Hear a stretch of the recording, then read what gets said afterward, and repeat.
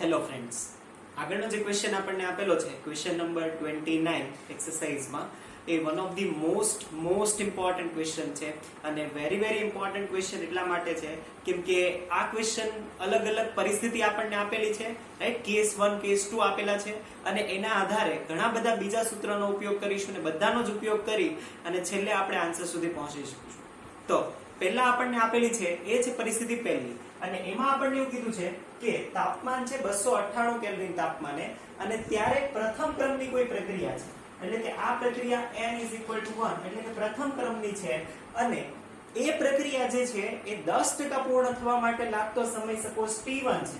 તો આપણે ધારીએ છીએ કે આ 10% પૂર્ણ થવા માટે લાગતો સમય છે અને બીજી આ જ પ્રક્રિયાને બીજી કોઈ પરિસ્થિતિ આપેલી છે અને એ છે 308 કેલ્વિન તાપમાને અને આ પ્રક્રિયાને પૂર્ણ થવા એટલે કે 25% પૂર્ણ થવા લાગતો સમય એ સમાન છે. એટલે કે t1 એ 10% પૂર્ણ થવા માટે લાગતો સમય છે, t2 25% પૂર્ણ થવા માટે લાગતો. પરંતુ પ્રક્રિયા એક જ છે, પરંતુ એના તાપમાન અલગ અલગ છે. જો તાપમાન અલગ અલગ હોય તો આપણને ધ્યાનમાં આવે કે એના માટેના વેગ અચળાંક પણ અલગ અલગ હશે.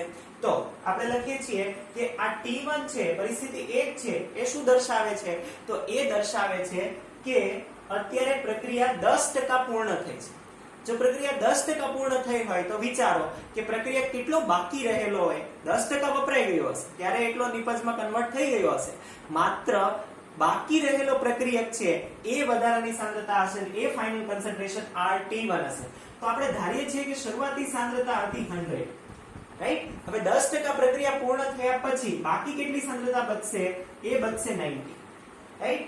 સેમ અહીંયા આપણે કહીએ છીએ કે જે બીજી પરિસ્થિતિ છે તો એ બીજી પરિસ્થિતિમાં સપોઝ એનું તાપમાન બદલાયું છે તો એનો વેગ અચળાંક થાય છે k2 અને એ 25% પૂર્ણ થઈ છે તો બાકી બચેલી સાંદ્રતા કેટલી હશે? 75, રાઈટ. આ હોવી જોઈએ. તો આ પરિસ્થિતિ આપણને આપેલી છે અને આના આધારે આપણે કોઈ ત્રીજી પરિસ્થિતિ એટલે કે 318 કેલ્વિન તાપમાને વેગ અચળાંક અને સક્રિયકરણ ઊર્જા મેળવવાનું છે.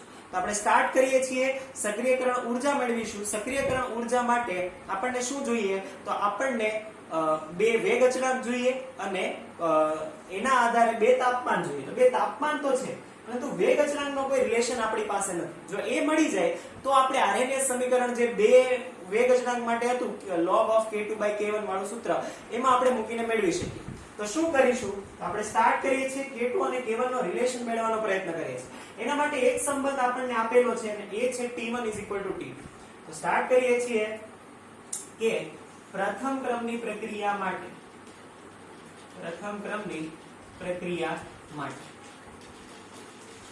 આ પ્રક્રિયા પ્રથમ ક્રમની છે અને એના માટે આપણને આપેલું છે t1 = t2. ફાઇન. આ આપણે મેળવવાનું છે. તો આપણે આગળ લખીએ છીએ. હવે તમે પ્રથમ ક્રમની પ્રક્રિયાનું સૂત્ર યાદ કરો. એ સૂત્ર જે હતું વેગ અચળાંકનું સૂત્ર, એમાં t ને કરતા બનાવો. t એટલે કે સમયને કરતા બનાવો તો એ સૂત્ર આવું થશે 2.303 ડિવાઇડેડ બાય અહીંયા t હોય પરંતુ આપણે t ને કરતા બનાવેલો છે તો k છેદમાં આવશે log of r0 નો છેદમાં r થશે, રાઈટ. સેમ અહીંયા પણ આપણે શું કહી શકીએ છીએ? આ પરિસ્થિતિ 1 માટે હતું તો આપણે કહીએ છીએ વેગ અચળાંક k1. સેમ અહીંયા આપણે કહી શકીએ છીએ 2.303 divided by k2 log of r0 divided by rt, right. આ પરિસ્થિતિ 1 માટે છે તો rt1 કહીએ છીએ, આ છે rt થશે. ચાલો હવે જે જ્ઞાત કિંમતો છે એ બધી મૂકી દઈએ છીએ. k1 અને k2 નો આપણે સંબંધ મેળવવો છે તો એને એક તરફ લઈ લઈએ છીએ. આ 2.303 કેન્સલ આઉટ થશે. ચાલો બાકીની કિંમતો મૂકીએ છીએ તો અહીંયા બચશે 1/k1 log of 100 divided by 90. ત્યાંથી આપણે કોઈ કિંમત મેળવી છે જે અગાઉ આપણે સાંદ્રતાના મૂલ્યો ધારેલા છે ત્યાં.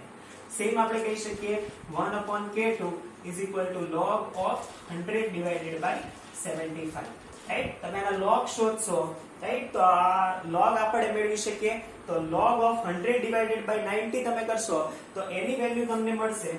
આ જે k2 છે એને અહીંયા લઈ આવીએ છીએ તો k2 divided by k1 થશે. અહીંયા વધશે log of 100 divided by 75. log of 100 divided by 75 ની વેલ્યુ આપણી પાસે આવશે એ છે 0.1249, રાઈટ. 0.1249 તમે જાતે અને સાદુરૂપ આપીને આ વધશે કેટલું સાદુરૂપ 4/3 વધશે અને તમે કન્વર્ટ કરી શકો છો. અહીંયા નીચે આવશે log of 100/90. log of 100/90 શોધશો તો એ પણ આપણે વેલ્યુ શોધેલી છે, તો એ આવશે 0.04575. રાઈટ? આનું જ્યારે તમે સાદુરૂપ આપશો તો K2/K1 તમને મળશે એ એપ્રોક્સિમેટલી મળશે 2.729. 729 છે, રાઈટ? 729. 73 પણ લઈ શકો છો, એપ્રોક્સ આટલું આવશે. ફાઇન. તો આ વેલ્યુ આપણને મળી કોની? K2/K1. તો K2/K1 મળી ગયું છે. આ K2/K1 આપણને શા માટે જોઈતું હતું? યાદ કરો, K2/K1 ની આવશ્યકતા હતી આપણને EA મેળવવા માટે, સક્રિયકરણ ઉર્જા મેળવવા માટે. અને એ ક્યાંથી મળે? એ આપણને મળે આર્હેનિયસ સમીકરણ પરથી. તો આપણે હવે આર્હેનિયસ સમીકરણમાં કિંમત મૂકીશું. ચાલો આગળ કહીએ છીએ.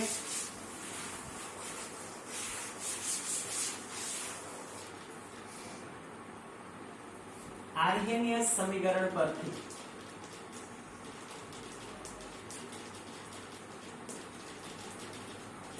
આર્હેનિયસ સમીકરણ પરથી શું લખી શકીએ? તો પહેલા આપણે આર્હેનિયસ સમીકરણ લખીશું. log of K2/K1 is equal to EA upon 2.303 R into 1 upon T1 minus 1 upon T2 કહી શકીએ છીએ. રાઈટ? તો આ log ની વેલ્યુ થશે. આ આર્હેનિયસ સમીકરણ આપણે કોના માટે મૂક્યું છે? આ સમીકરણ આપણે મૂક્યું છે બે વેગ અચળાંક અને બે તાપમાન માટેના સૂત્રમાં. રાઈટ? હવે આપણને log of K2/K1 અહીંયા આપણે મળેલું હતું. કેટલું હતું? એ હતું 2.729. રાઈટ? તો એ વેલ્યુ આપણે અહીંયા મૂકીશું. તો આપણને મળશે log of 2.729 is equal to EA upon 2.303 R. R કેટલું લઈએ છીએ? અહીંયા આપણે ઉર્જાના સંદર્ભમાં વાત કરવાના છીએ, તો R આપણે લઈશું 8.314. રાઈટ? 8.314 1 upon T1. T1 આપણી પાસે છે કેટલું? T1 આપણી પાસે છે 298 minus 1 upon 308. રાઈટ? તો આ છે T2. હશે બધી વેલ્યુ છે આપણી પાસે. આનું આપણે સાદુરૂપ આપીશું. પહેલા આનો આપણે log શોધીશું, એને મલ્ટીપ્લાય કરીશું, આનું સાદુરૂપ આપી અને ફાઇનલ જ્યારે તમે બધું સાદુરૂપ આપશો તો ફાઇનલ જે EA મળશે એ EA તમને કેટલો મળવો જોઈએ? EA તમને મળશે 76.75 into 10⁻³ જૂલ. એટલે એમ કહી શકીએ 76.75 કિલો જૂલ પર મોલ. ફાઇન. તો આટલો આપણને EA મળવો જોઈએ. આનું તમે જ્યારે સાદુરૂપ કરશો તો EA તમને આટલો મળશે. તો આ વેલ્યુ પણ આપણે યાદ રાખવાનું છે. રાઈટ? તો પહેલું આપણને મળી ગયું છે કે જે આપણને દાખલામાં શોધવાનું કીધું છે EA. હવે EA તો આ આખી પ્રક્રિયા દરમિયાન સમાન જ રહે. રાઈટ? EA સમાન રહેશે, પરિસ્થિતિ બદલાશે પણ માત્ર એનો વેગ અચળાંક બદલાશે. હવે જે અંતિમ વસ્તુ આપણને શોધવાની કીધી છે એ હવે આપણે અહીંયા શોધવાના છીએ અને એમાં આપણને કીધું છે કે 318 કેલ્વિન તાપમાને K નું મૂલ્ય શોધો. એટલે કે વેગ અચળાંકનું મૂલ્ય શોધવાનું છે 318 કેલ્વિન તાપમાન. તો છેલ્લો પાર્ટ છે ક્વેશ્ચનનો, દાખલાનો, તો એ આપણે ગણીએ છીએ. અહીંયા સુધી આપણે EA મેળવ્યું. ચાલો તો છેલ્લા પાર્ટમાં આપણે કહીશું કે T is equal to 318 kelvin તાપમાને વેગ અચળાંક K બરાબર શું મેળવવાનું છે. અહીંયા બે વસ્તુઓ આપણે મેળવી લીધી છે. એક આપેલી છે અને એ એટલે કે આર્હેનિયસ અચળાંક A ની વેલ્યુ તમને આપેલી છે કે આર્હેનિયસ અચળાંકનું મૂલ્ય કેટલું છે? તો આ દરમિયાન આર્હેનિયસ અચળાંક છે 4 × 10⁻10. 4 × 10⁻10 સેકન્ડ ઇન્વર્સ. બીજું આપણે EA હમણાં જ મેળવી લીધું ને EA ની વેલ્યુ હતી 75.76 × 10⁻³ જૂલ પર મોલ. ફાઇન. તો આ આપણે EA ની વેલ્યુ મેળવી હતી 76.75. ફાઇન. તો આ વેલ્યુ આપણે EA ની મેળવી હતી. તો આ બે વેલ્યુ છે. તો આના પરથી આપણે આરએનએસ સમીકરણ મૂકી શકીએ અને એ કયું સ્વરૂપ મૂકીશું? સરળ સ્વરૂપ મૂકીશું કે જેમાં માત્ર એક જ વેગ અચળાંક હતો. તો આરએનએસ સમીકરણ પરથી આરએનએસ સમીકરણ હતું કે log of K is equal to log of A minus EA upon 2.303 303 R3 થશે ફાઇન. તો હવે આપણે log k મેળવવાનું છે, પછી એનો આપણે એન્ટી લોગ કરીને k મેળવીશું. બાકીની કિંમત આપણને જ્ઞાત છે તો એ આપણે મૂકી દઈએ. log k બરાબર આવશે log a કેટલું છે? a છે 4 * 10^10 4 * 10^10 minus ea કેટલું છે?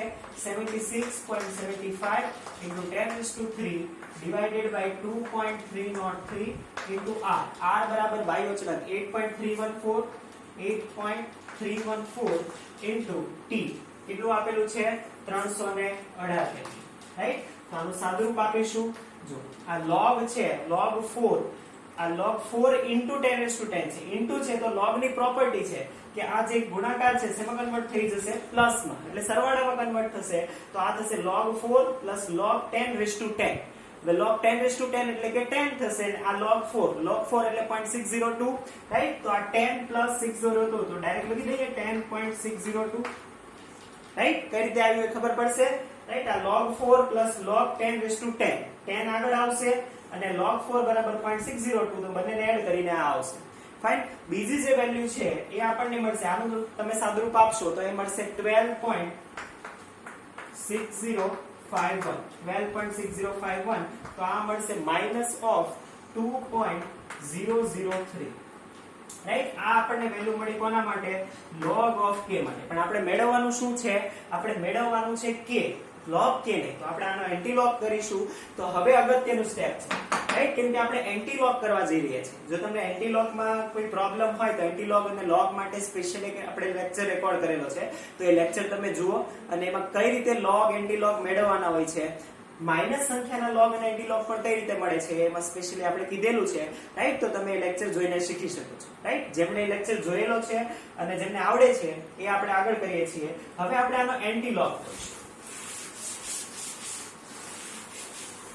એન્ટી લોગ ઓફ k માટે આપણે શું કરી શકીએ? k is equal to anti log of -2.003 right. આ માઈનસ છે તો એને આપણે શું કરીશું?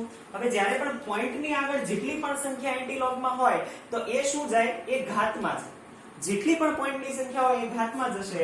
તો આ થશે anti log of 0.003 into 10⁻², right? minus of 0.003 into 10⁻², right? આ કઈ રીતે થયું?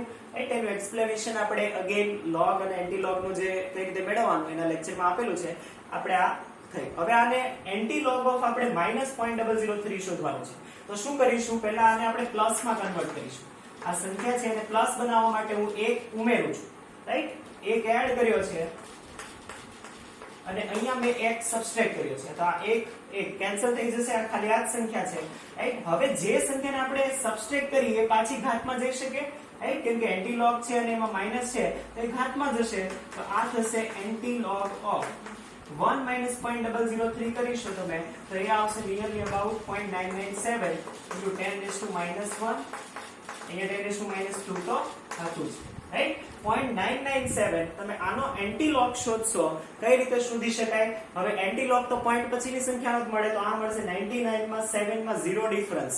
તમે ચેક કરશો તો 99 નો 7 માં લોગ તમે શોધશો તો એ તમને મળશે 9.93 into 10⁻3, રાઈટ? તો આ સ્ટેપ માત્ર આપણે એન્ટી લોગ શોધવા માટે લીધા. તમે ડાયરેક્ટ અહીંયાથી અહીંયા આ સ્ટેપ પણ લખી શકો છો, રાઈટ? ઘણા લોકો કેલ્ક્યુલેટરમાં પણ ડાયરેક્ટ આ લોગ શોધે છે તો એ પણ તમે શોધી શકો છો. ઓકે, તો આ આપણે વાત કરી કે ની વેગ અચળાંકની ડાયરેક્ટ કઈ રીતે આપણે આ શોધી શકીએ. ઓકે, તો આ રીતે આપણે અંતિમ કે અને e ના વેલ્યુ શોધીને આપી શકીએ છીએ. અને ખૂબ જ ઇમ્પોર્ટન્ટ ક્વેશ્ચન છે કે જે આપણે T1 T2 પરથી અંતિમ જે T3 તાપમાન છે 318 કેલ્વિન ત્યારે જે k ની વેલ્યુ છે એ આપણે મેળવી, રાઈટ? તો કઈ રીતે સોલ્વ કરી શકાય સ્ટેપ બાય સ્ટેપ આપણે જોયું. તો આ થશે question number 29 complete. Thank you.